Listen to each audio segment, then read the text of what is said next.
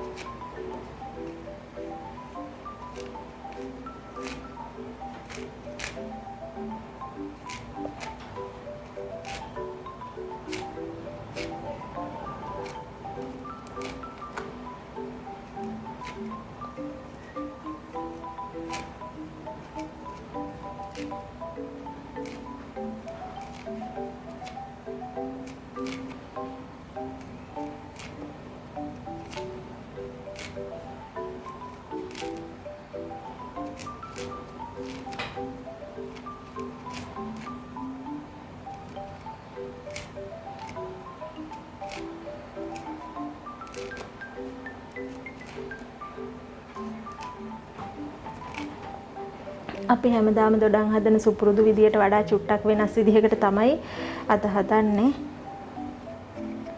මේ විදියට මේ තියෙන ඔක්කොම පොතු ටික අරගන්න ඕනේ. දොඩම් ගෙඩිය තුවාල වෙන්නේ නැති තරමට අපිට මේ වැඩේ කරන්න ලේසි.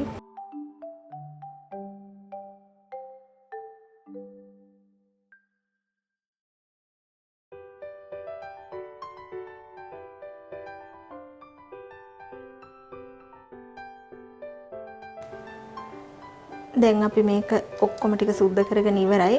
තව චුට්ටක් තියෙනවා. ඒ ටික තිබ්බට කමක් නැහැ. ඔයාලට පුළුවන් නම් ඔයාලා ඒ ටිකත් ඔක්කොම අයින් කරගන්න. ඊට පස්සේ මේ දොඩම් ගෙඩිය නැට්ට තිබිච්ච පැත්තෙන් නෙමෙයි අනිත් පැත්තෙන් පොඩ්ඩක් ඇතුළට ඇඟිල්ල දාලා මෙන්න මෙහෙම කඩා ගන්න. ඊට පස්සේ මේක බික් මේ විදිහට පොඩි වෙන්නේ නැති වෙන්න පරිස්සමට බික් ටික වෙන් කරගෙන මෙන්න මේ විදිහට දොඩම් මේ බිකේ මේ පැත්තෙන් හරි කොයි පැත්තෙන් වුණත් කමක් නැහැ. මම මේ විදිහට තමයි කපාගත්තේ. මෙහෙම කරලා ඇට ටිකත් අයින් කරන්න ඕනේ. ඊට පස්සේ පොඩි වෙන්නේ නැති වෙන්න පරිස්සමට මෙන්න මෙහෙම දාගන්න.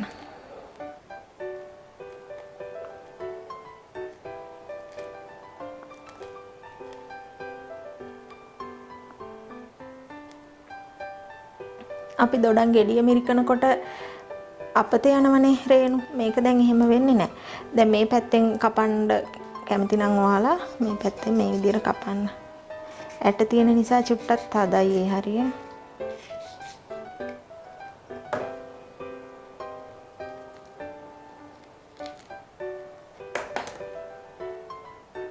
මේ විදිහට ඇට ටික අයින් කරගෙන පරිස්සමින් මේ රේණු ටික මෙහෙම අයින් කරගන්න ඕනේ. අපි මේ රේණු ටික මේ විදිහට බ්ලෙන්ඩරේට දාගමු.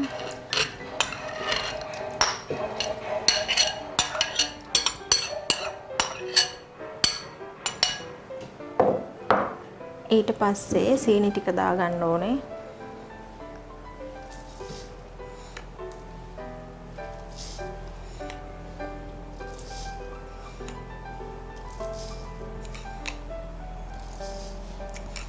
මං 4 දිනකට හදන හින්දා මම මේ හැන්දෙන් 6ක් දැම්මා.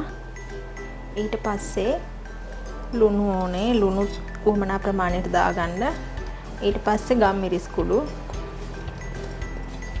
ගම්මිරිස් කුඩු මෙහෙම දාන්නත් පුළුවන්. එහෙම නැත්නම් අපි බීම එක හදාගත්තට පස්සේ උඩින් ඉහළ එකතු කරන්නත් පුළුවන්.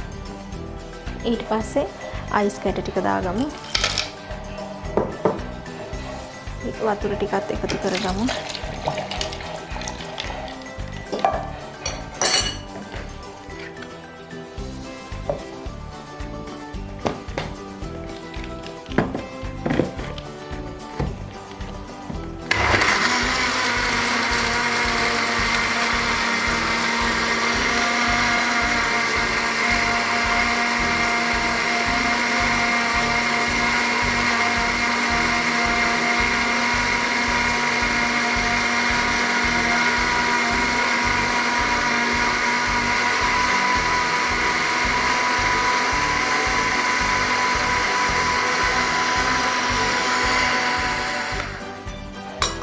හොඳට මේක බ්ලෙන්ඩ් වෙලා තියෙන්නේ. ආය පෙරන්න ඕනේ නැහැ. අපි මේක වීදුරුවට දාගමු.